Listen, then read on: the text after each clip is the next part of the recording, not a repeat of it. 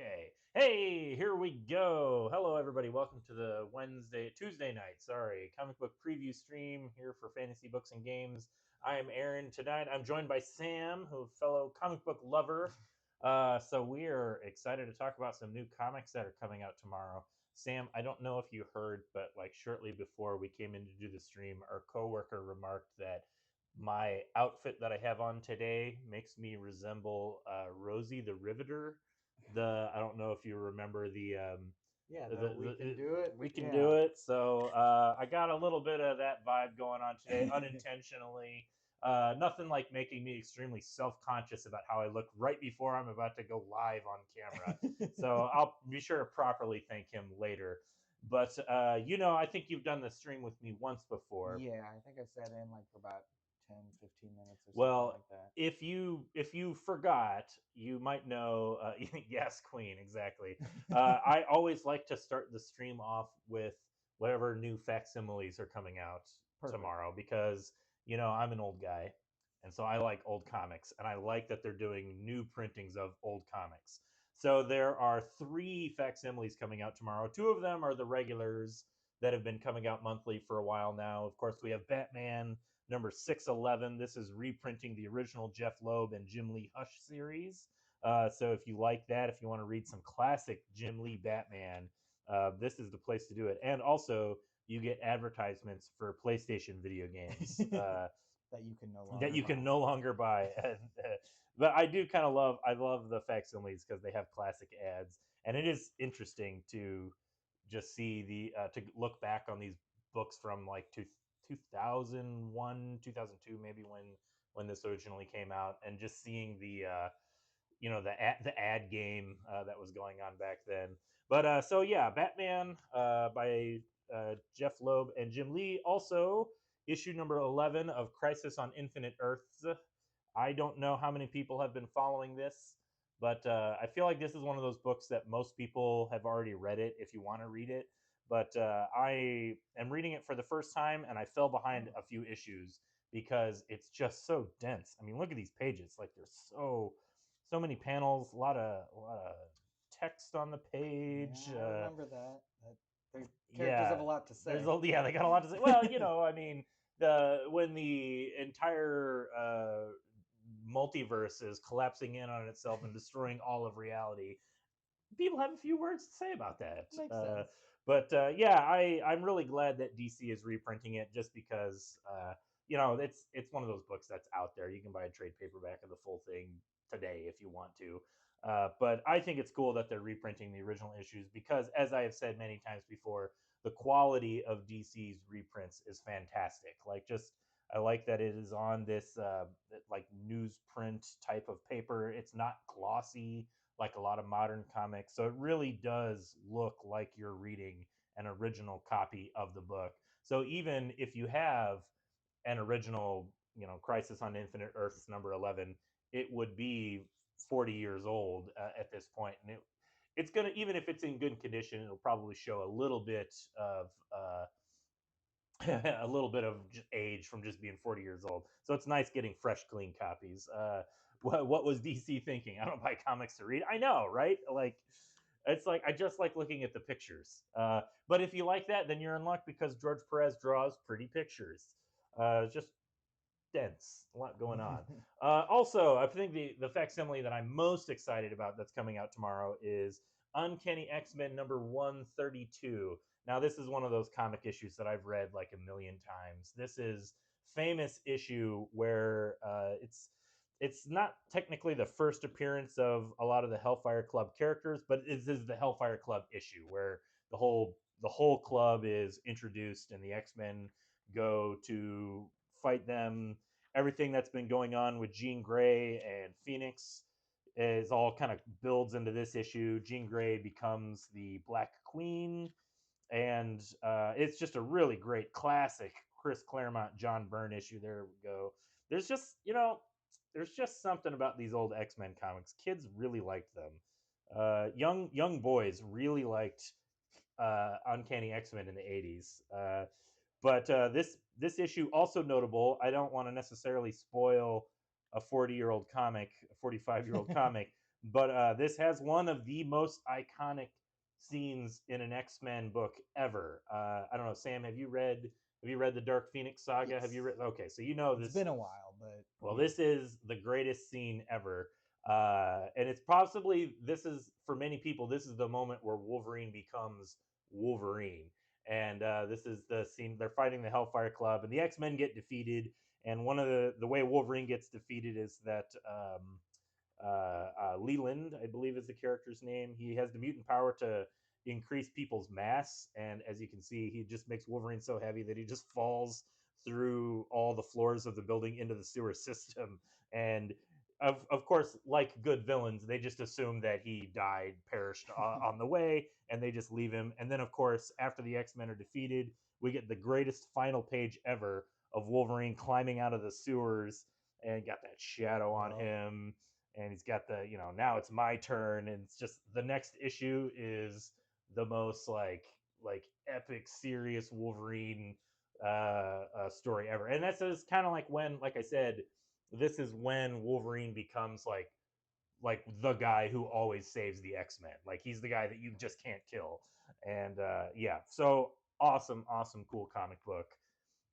There's one other. I guess this isn't a facsimile. This is just a second printing of Deadpool Wolverine #1. Just speaking of Wolverine, I talked about this issue when it came out. I think issue 2 was out last week, and so if you missed issue 1, you can grab the second printing. This is a pretty cool cover, honestly, and I'm kind of glad that for the second printing they didn't go with a new cover. They just, I think, like the white background is all that's different, but otherwise it's just the same cover because this is cool. And as you know, and if you've been living under a rock, you might not realize that Wolverine and Deadpool are having a moment right now. And like, so Marvel Comics is finally catching up to that uh, records breaking movie that they had last July. And so now, get this year, you're going to see Wolverine and Deadpool everywhere. They've got this. There was a Deadpool Wolverine series a few months ago. There was a Deadpool Wolverine one shot. There's this Deadpool Wolverine series. There is another book that we're going to talk about later that comes out tomorrow that has Wolverine and Deadpool in it. And in that book, there's an ad for another Deadpool Wolverine series. So there's like going to be two Deadpool Wolverine series coming out, I assume at the same time. That's not going to be confusing. In addition to the Weapon X-Men book, which we'll talk about a little bit later. But this is really good. I don't know. Have you read this one, I Sam? did not. So it's written by Benjamin Percy, who. Or wait a minute, let me flip through that. Okay, yeah, you give this a quick gander. I might have. It's written by Benjamin Percy, who's been writing the Wolverine solo, or I'm sorry, he hasn't been writing. He wrote the Wolverine solo series for the last several years, but he's not writing the current run. And it's just really good. I like that it's just classic. It's like it hits all those '90s nostalgia bits for me. Like I don't want to. I mean, I guess issue one's already come out. The main villain, as like teased at the end of this issue, is Strife, who, if you were reading X Men comics back in the '90s, that's pretty cool. Strife is the evil clone of Cable, Yeah. and he tried to assassinate Professor X and blame Cable for it, and that led to a big crossover where all the X Men were fighting with Cable until they realized that there was a clone. Of course, there's a clone. The time traveling guy raised in the future also has a clone. Sure, why not? That I old mean, clone there's the problem. whole clone pro. It was, clones were everywhere in the '90s. It was like it was a whole thing. But anyway, just you've heard me talk about this comic series before. It's really good, and I'm saying that as somebody who's um, I don't necessarily love a lot of stuff that's been done with Deadpool over the years, but this just feels like the classic versions of the characters. So I really like it. All right, Sam, what's something that you read that let's stop talking about Okay. all this old fogey stuff. Let's talk about something new. What do you Let's got? bring in the news. So I read Let This One Be a Devil. It Okay, was another horror comic by James James Tinian. Tinian. Yeah, I Tinian. I don't know if it's Tinian or Tinian. I say Tinian Yeah. because that just sounds more like a real name. Like Tiny and it's Tiny Onion, which is the name Right. of his studio, I think. Like so he Yes. says as a joke, like that's what he names the name. Sure, That's the but only reason I have confusion is the name of his company. yeah, Yeah. yeah.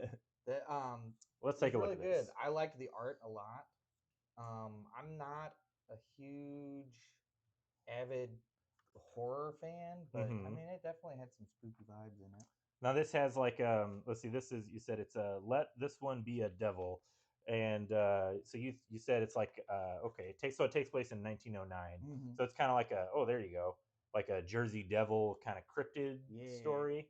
Yeah, it looks pretty cool. I know James Tinian does a lot of horror stuff. You know, I also don't read a ton of horror comics, so but I've read a few stuff that Tinian has done. He's a really good writer. Yes. But yeah, this looks really good. And I agree. I like the art in this a lot. Just very fitting for, like, for the time period, and I like the colors, like Right. kind of how drab it is. Yeah, this looks good. Did you like this issue? I did. Yeah, it was a good introductory. Is it a series? Is It's definitely not a one shot. okay, okay. It wasn't a one shot. That was really what I was asking. Cool. All right. Yeah. Let's see what else I got. Ultimate Wolverine #2. Yeah, just talking about Wolverine. I guess that we would be not doing our due diligence if we didn't talk about Ultimate Wolverine.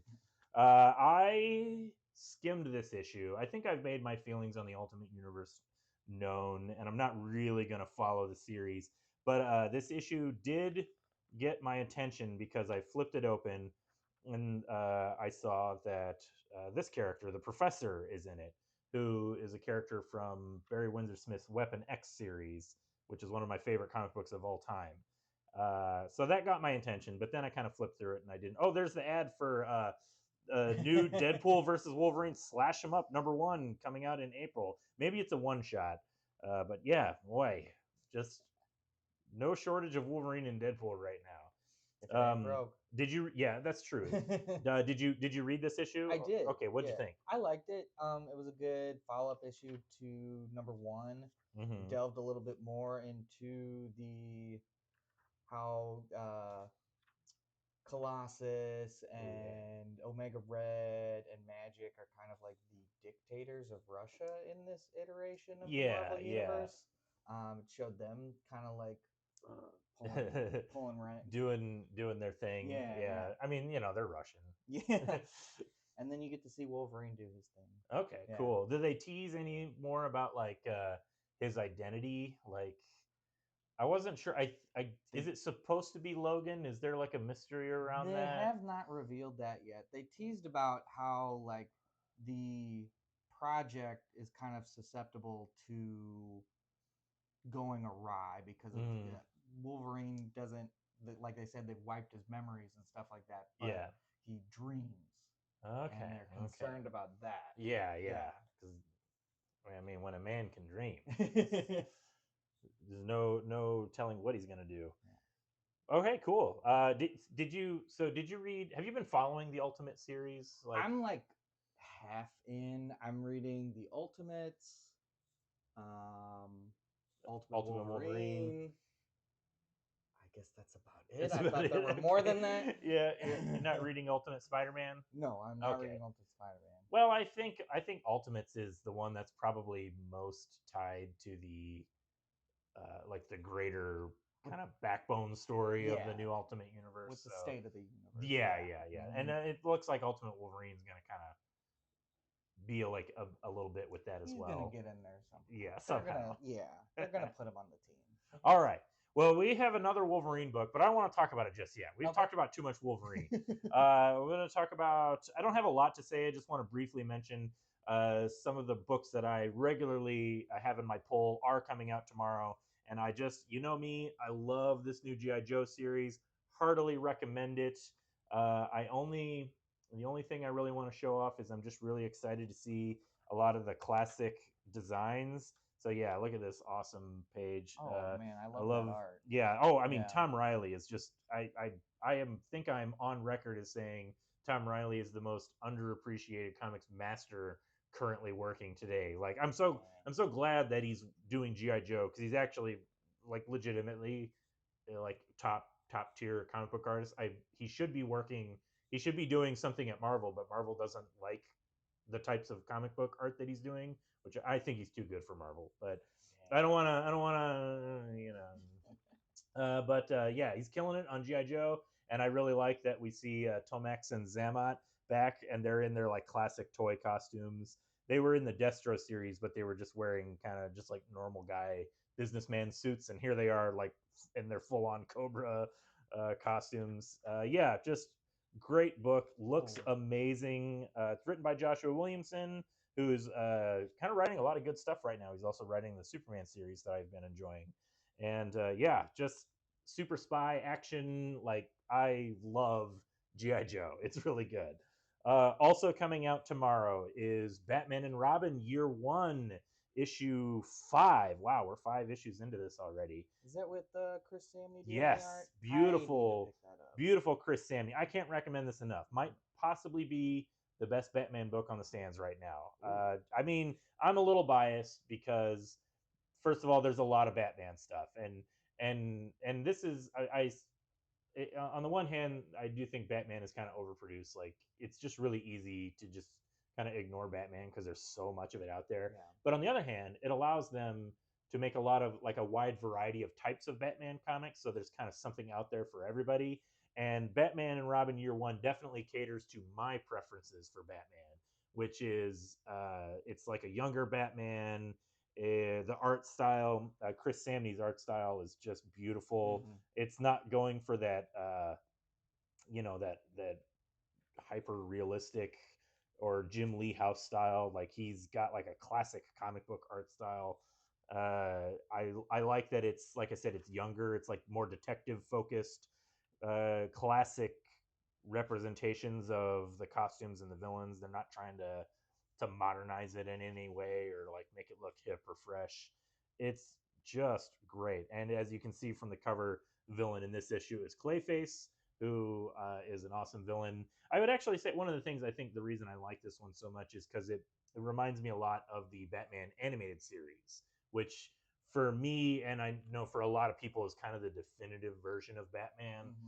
So yeah, Batman and Robin Year One, fantastic. It's written by Mark Waid, and that's a guy that he just has a good ear for like classic character voices. Yeah, Wade and Sammy. I mean, geez, that's an all-star team. Great book. Highly recommend it. All right, let's see. We have a few other books to talk about. Let's see. What do you have here? Pick something All out right, for pick me. something out. I've been reading Exceptional X-Men. Okay. Yeah. It's got a new cast of characters trained by Kitty Pryde and Emma Frost. Mm-hmm. I don't know. I've just been really liking it. I think they write the new characters pretty well. It's not a very combat centric book. Yeah, There's I more. got that. Yeah. It's I read the first issue. So what issue is this? 6. Yeah. Okay. Yeah, it's definitely like it felt like not a talky book, but very I don't know. I mean, what would you say?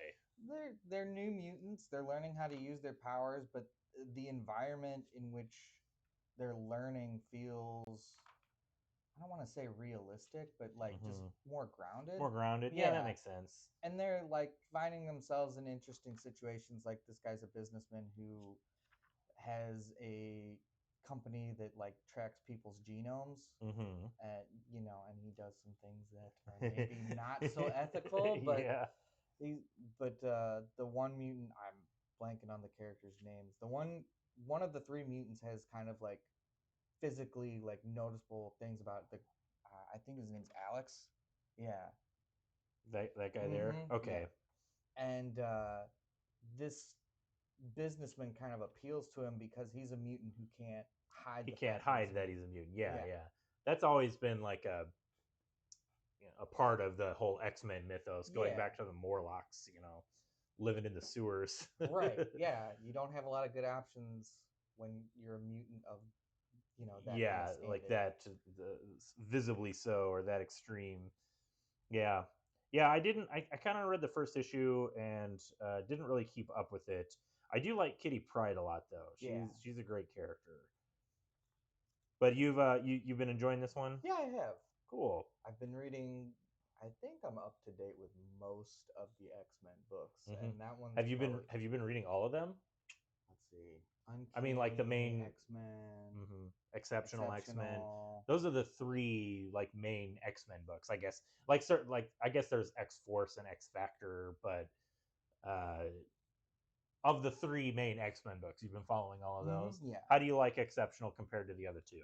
it stands up. I think my favorite is X-Men, just Mm-hmm. the Cyclops' team. Yeah, that's the one. I haven't really been keeping up with it, but when they launched the line, that was the one that I think felt most like classic X-Men to me. Yes. You know, Mm-hmm. I liked the art a lot. I like you know, I just like that it was the X-Men team doing X-Men-y kind of things. You know.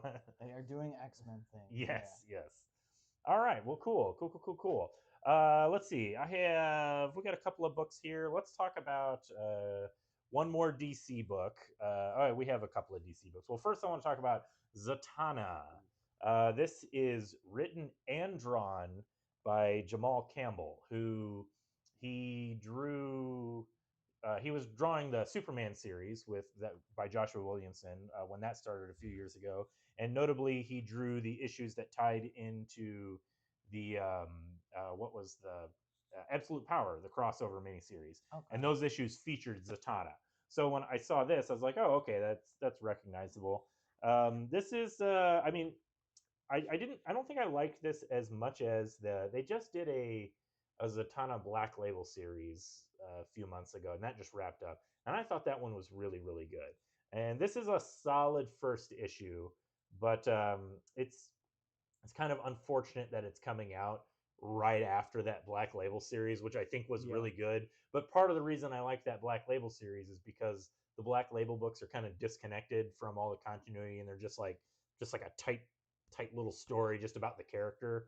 Whereas this is part of the like the DC all in like with the new status quo. But it's good. It's a solid first issue, and it kind of builds up to a climax twist that I'm not going to spoil. But the big action in this that I did like.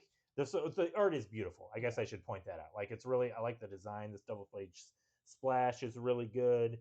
But basically, what happens is Zatanna is setting up for a stage show because, as we all know, Zatanna is a stage magician who also does real magic, and And fights crime. and fights crime. And yeah, I think I like what makes Zatanna fun is she's like a superpowered character that's not a traditional superhero. Like she's just got her magical powers that she kind of gets into action and adventure, but without having any of the trappings. Like she's not going out like in a altered secret identity to fight crime. Right. She's just a magical, like kind of like Doctor Strange. Yeah. He's Yeah. just like magical and deals on with these magical adventures. But he's not really a superhero the way like Spider Man or Batman is. And Zatanna is kind of the same thing.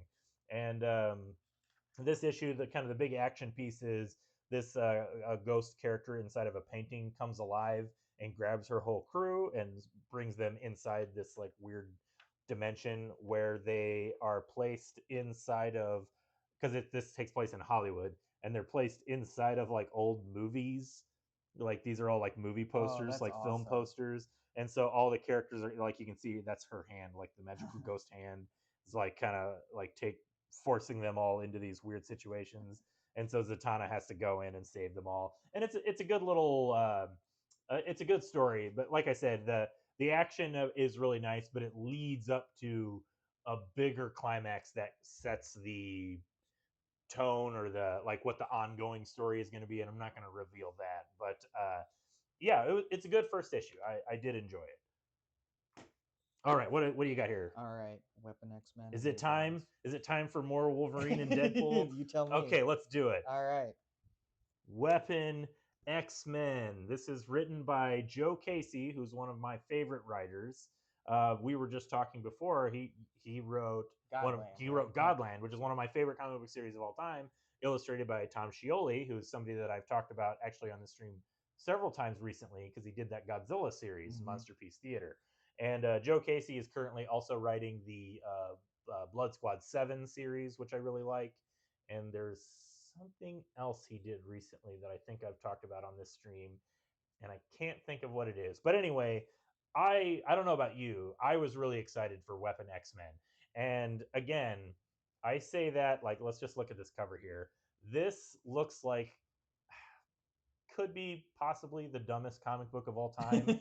Like it's just taking all of the edgy hardcore characters and putting them on a team together. Yeah. Wolverine, Cable, Deadpool, Chamber, who's probably the one character that the one that will be least recognized, except maybe Thunderbird, who is an X-Men character that died like after his 2 issues of being introduced into the book. But yeah, I kind of really love this comic. Like written, I should also say the art is by Chris Cross, who is a comic book veteran who's been around for a long time. So this just hit all the right buttons for me. Classic, kind of an X Men story. It's got all the traditionally cool characters. Joe Casey knows how to have fun with it. Deadpool was not super annoying in it. He was like I don't know. I hate to keep going back to this, but it was like the classic versions of the characters, and that's why I liked it so much. Yeah. Did you read this issue? What did you think? I liked it a lot. Cool little twist. I won't reveal Yeah, what that we is. won't reveal the twist, but there was a twist. Yep. I like Cable a lot, so really anytime he appears, I'll Yeah, probably read it. Cable's awesome. Trying to think what else. Note. I liked. There's a good joke with like because like Deadpool's like whole shtick is like breaking the fourth wall, and I like that. Yeah, they set it up here where he names the team the Weapon X Men, and there's this perfectly cheesy line of That part. dialogue where he says, "Not Xavier, not Claremont, not Liefeld, not Morrison, not that Hickman guy. None of them ever thought of this name, this great name." I mean, that's perfect. Just it. I mean, if you've read X Men, I'm sure you're aware all those except for Xavier, you know, is the character. Right. The rest of them were all not just like writers on the X Men, but like traditionally held to be the best writers on the X Men. Yeah. You know, I mean, okay, I take that back. Liefeld. Liefeld is not considered to be one of the best writers on X Men. In fact, he might be. Yeah, well, he's not known for his writing. Here, Yeah. we'll just say that. But he was the creator of Deadpool Yeah. and Cable. So, but Claremont and Morrison definitely, probably, I would say the two best runs on X Men. And Hickman also notable for. Some people really like it. I think the Krakoa era. It has a lot of flaws, but I really admire its ambition and what he attempted to do with it.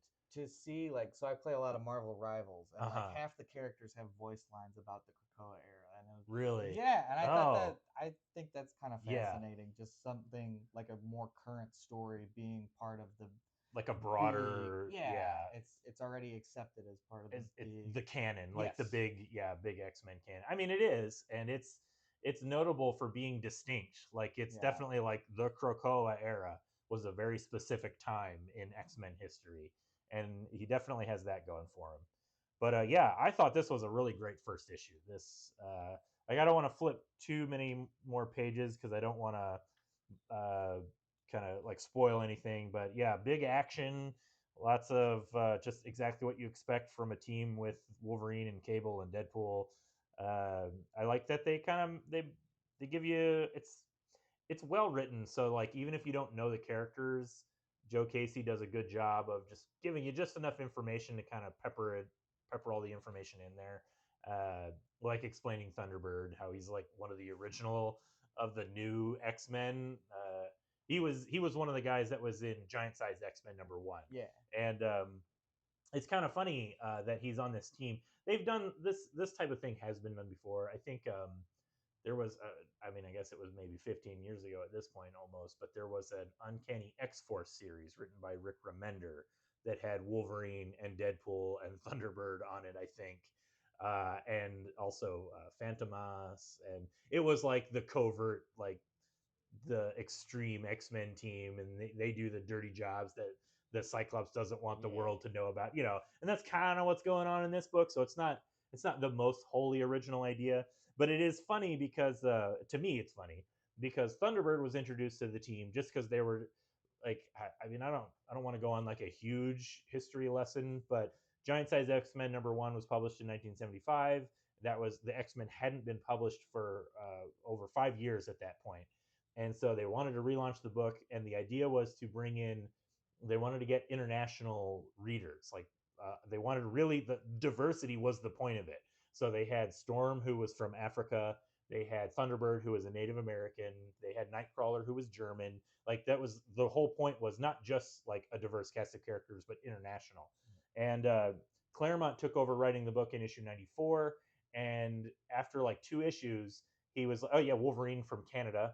And that was like really the like, yeah, bring in Wolverine, he's Canadian. And then Colossus from Russia. So it was an international team.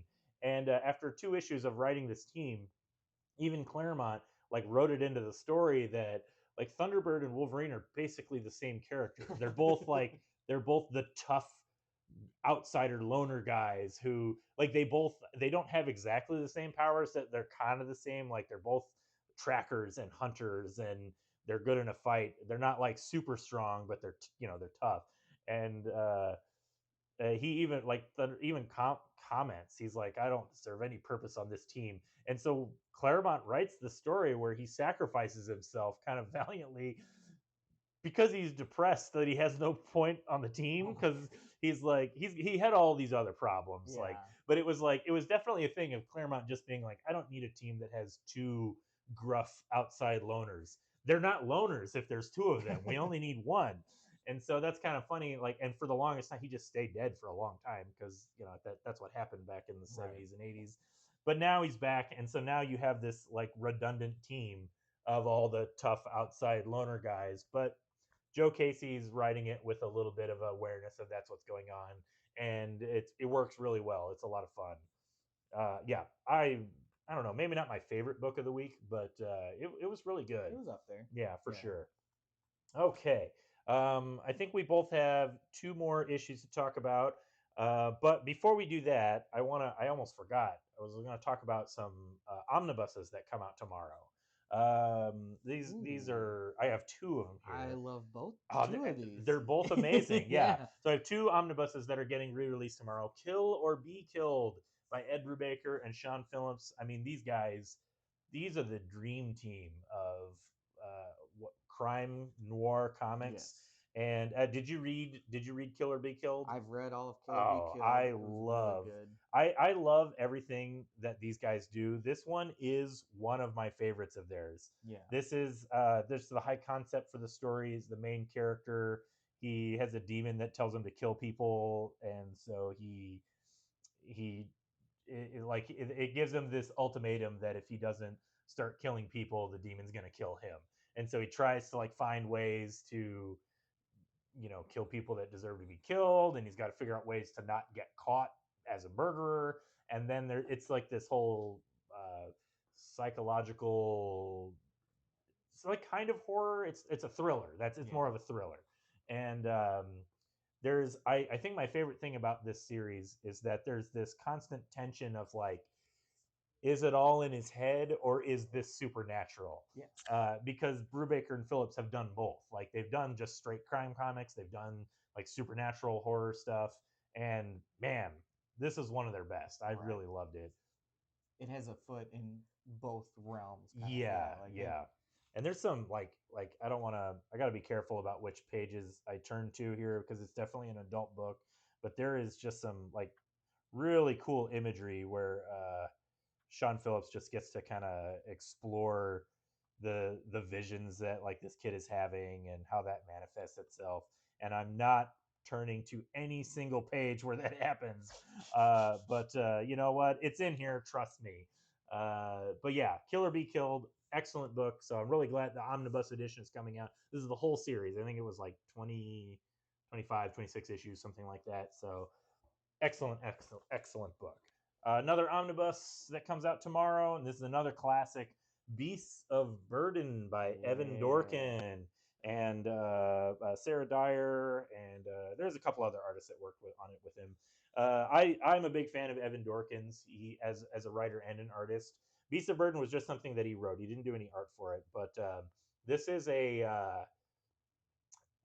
horror book, like an animal horror book. Yeah. And it's kind of funny too. Just not funny, but I think that the Stray Dogs series and the recent Feral that has been coming out, they've had great success with animal themed horror, and this was kind of doing that long before either of those. And I really just love the tone of this. Like, first of all, the art is amazing. I love the way the animals are able to. There's not a lot of cartooning in it, like I mentioned, Feral and Stray Dogs and Tony. What's his name? I'm blanking. I apologize, sir. But who's writing and drawing that series? It's definitely like a Yeah, cartoon art it style. looks Like like an animated it looks like an film. animated film, Yeah. exactly. And that's his style, and that looks really good. I really like the way this series does a good job of making keep like realistic renderings of the animals while still able to give them expressions so that you can kind of tell like what they're feeling and saying. And it's because like animals are expressive, like you Yeah. see stuff in them all the time. And yeah, just beautiful. Like it looks like watercolor, I think. Is um, that the artist on that? Is that Kelly? Jill Jill Thompson. Thompson. Yeah, Excuse me. but yeah, I really really like this book. And oh yeah, Hellboy makes an appearance because it was a Dark Horse series and there was a crossover with Hellboy. I think I've uh, only read the first volume because I definitely would have remembered Hellboy. Yeah, yeah. But I like that the whole comic is from the animals' perspective, and so it's like the animals are just like getting into these supernatural shenanigans, Yeah. and there's monsters in it, and it's just really, really great. Like I mean, just like flipping through this. I don't know if you like animals. I don't know how you can't not want to read this. So yeah, highly, highly, highly, highly recommend Beast of Burden omnibus, like complete edition. All of the books are in here. Really, really good. Okay, I have. Let's see, one other big book I want to talk about. I'm going to save that one for last, and we have two comic book issues to talk about. So I'll do. Well, let's talk about Power Fantasy first, just because I don't have a whole lot to say about it that I haven't said about previous issues. Which is to say, this is a very, very good series, but every time I read an issue, I have no idea what's going on. And I have to like refer back to the previous issues because there's just a lot going on.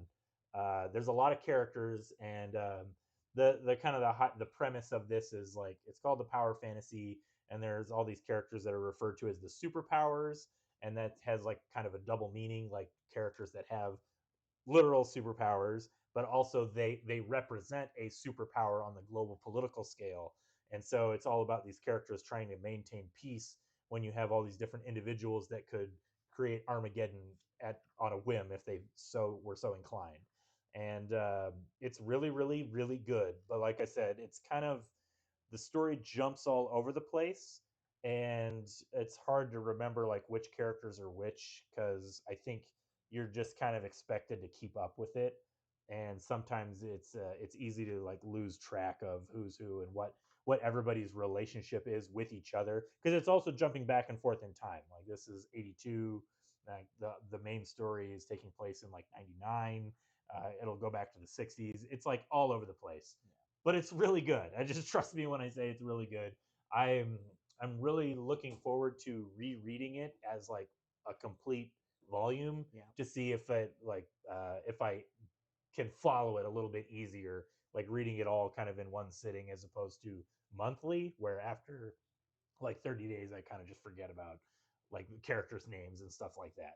But highly recommend it. This is issue 6, so it's actually the trade paperback for volume 1 just came out that has the first 5 issues. So this you can jump on, grab the trade paperback, jump on number 6. Really good. Written by, I guess I should have said, it's written by Kieran Gillen, who was one of the writers in the Krakoa X-Men period. Right. And I think that's what makes this book so fascinating to me is this is definitely one of those books that's like, I think I've said this as a joke in one of the other streams. This is X-Men stories, but for adults.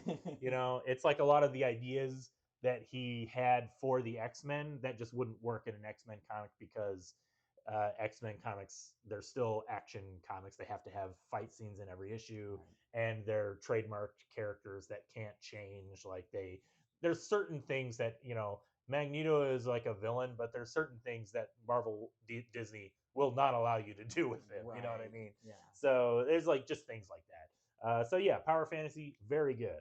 Okay, what do New you got? Gods, number Yeah, 3. I have been enjoying this series a lot. I'm glad you read it as well. Yes, I've been liking it. I love the art shifts I, for basically like whatever, what kind of story is being told, the art style changes, yes, and it's I all the like art is I fantastic. like that too. Yeah, this Yeah. whole segment. This artist is. Was that lore that has been previously established in any kind of New Gods I thing? don't believe so because Okay. they think they said this was the second world. Yeah, there's a lot of. I'll be honest. There's a lot of deep lore for fourth world stuff, Yeah. and I really am only familiar with the parts that Jack Kirby did back in 1974 ish. And I haven't followed, like, it's been changed and redone many, many times over the decades. But I'm really enjoying what Ram V and Evan Kegel are doing with it.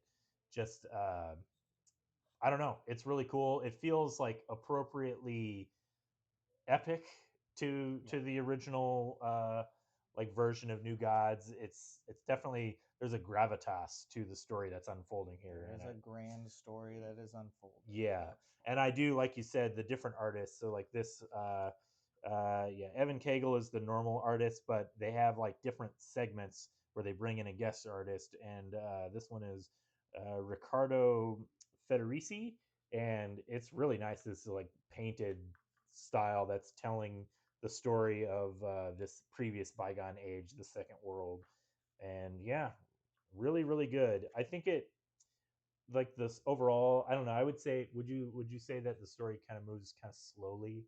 Okay. Yeah, Yes. you didn't even have to think about No, that. I'm okay with that though. Yeah, Yeah. it's working. Yeah. So I was a little iffy if you were, I don't remember if we talked about this, but the first issue, I think we did. I liked the first issue, but I was keeping it kind of at arm's length because I was suspicious of it, because Mm-hmm. I was like, this is good, but there's not a lot to like sink my teeth into, so it could kind of go in any direction. And we're 3 issues in, and it is still moving slowly, but I like it, so Yeah. I'm kind of like all in with it. Well, it's developing more stuff and like making Hmm. it a little richer. Like I Yeah, can appreciate the child that Mr. Miracle and Barda have to take care of more if I know that, oh, this has been set up since the second world. exactly. Yeah. Yeah, yeah. There's a lot of, and I think that's what, like, we're talking about. It's not just that it moves slowly; it's a grand scale story. Like, there's a lot of moving pieces to it, Right. and so it's not just Mr. Miracle has to protect a child from Orion, like, which is like, that's the motivating piece. That's like what's ostensibly happening, but there's so much more going on to it. Like in this epic the mythology of the Yeah. fourth world. So yeah, I'm really liking it, and I think it, like I said, it does justice to kind of the grand nature that was established from the beginning. The way Jack Kirby was writing and drawing it, it's really cool. While also still being, I think it's key is it's not like a retro book. Like, a lot of times, you guys, if you've watched this stream before, like, I have a preference for something that's maybe a little more old fashioned. I think I said the word classic like 12 times tonight when referring to Wolverine and Deadpool. So this is definitely like a more modern take on not just the characters, but just like storytelling in general. It's a very modern comic book, and it's really good. I am Yeah. really enjoying it. Okay, I don't know, anything else you want Nah, to? Okay, that's good. we have one more book to talk about. This is a book that's actually been out for a few weeks, but I've been slowly reading it over the last few weeks, I guess. And I finally finished it, and I really liked it, and I wanted to make brief mention of it. The Myth Makers. This is by John Hendricks, and this story, as you can see from the cover, this is the Remarkable Fellowship of C.S. Lewis and J.R.R. Tolkien. And if you don't know, I'm sure you do know J.R.R. Tolkien. He created Lord of the Rings and The Hobbit, and C.S. Lewis created and wrote the Lion, the Witch, and the Wardrobe, and The Chronicles of Narnia. But they were also best friends for a period of time. They both worked at Oxford. And this book, this is, as I said, it's by John Hendricks. And this book, it kind of serves like several purposes. Number one, it explains, it's like a biography of both C.S. Lewis and Tolkien, but specifically about their time together, like with their friendship, because they both definitely inspired each other and motivated each other to do what they did, and they both bonded over their mutual enjoyment of mythology and classic. It's not even fair to call it fiction because it would have been like epic poems. Because you got to remember, like they were both writing this in they were both like met and were writing in like the 1920s, and this is before the modern notions of fiction had been established. And so I mean, I think it's well understood that like Tolkien kind of created the fantasy genre with Yeah. what he was doing.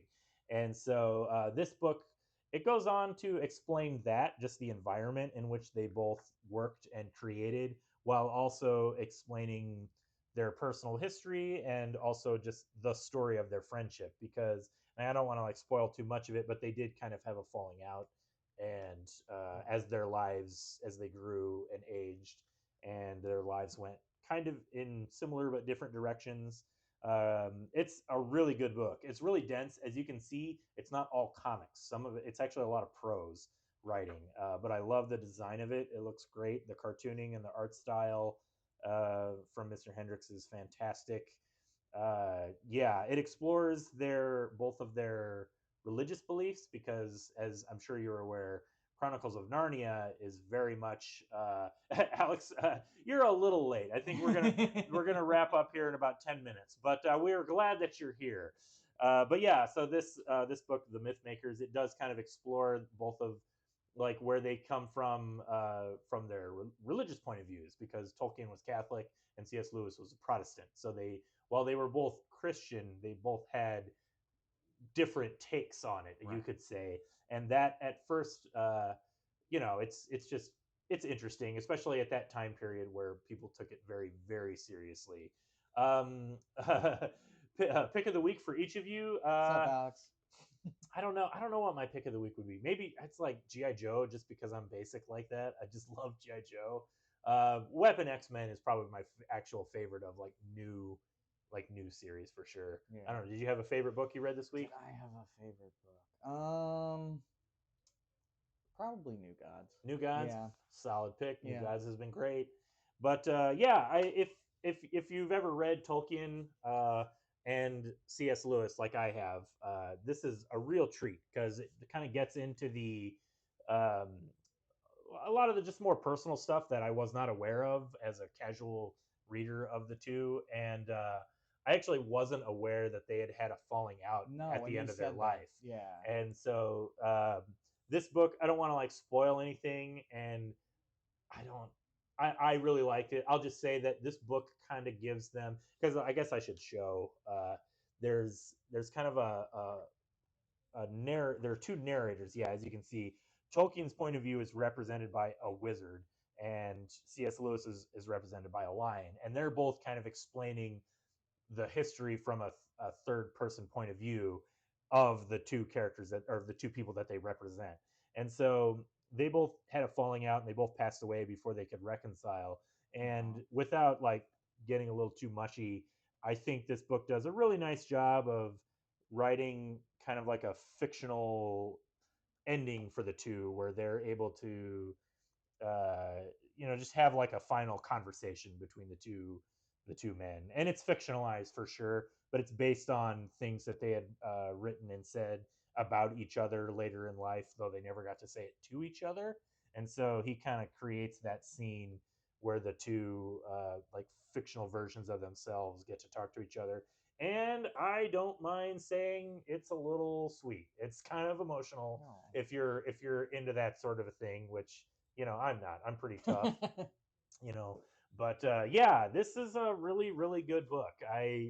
If you're interested in not just because not just Tolkien and C.S. Lewis, like I love Lord of the Rings, and I haven't actually read Chronicles of Narnia since I was a wee little baby kid.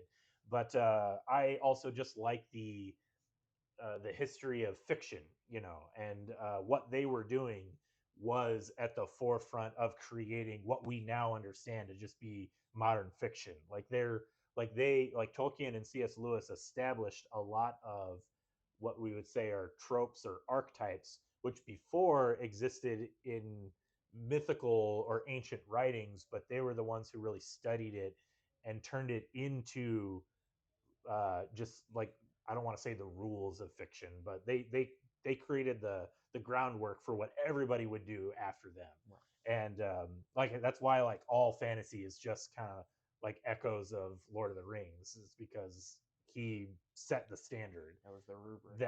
The rubric, exactly. So I really do recommend this book. It's a solid, dense read. Like I said, it's there's a lot of prose to it, but great history, great definitely goats in their own rights. That is correct. But yeah, I think we'll leave it there. I don't want to anything else. I'd be repeating myself, but I do. Just to repeat myself one last time, highly recommend The Myth Makers. Okay, that's all we got for today. Thanks everybody for tuning in. Like our good friend Dan says, there's comics out there for everybody. It's not all just superhero stuff.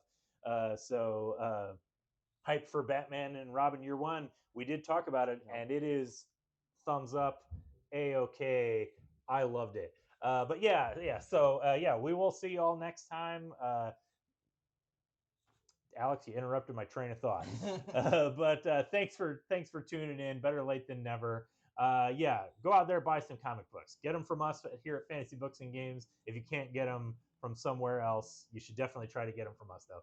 All right, we'll see y'all later. Have a good night. Bye. Bye.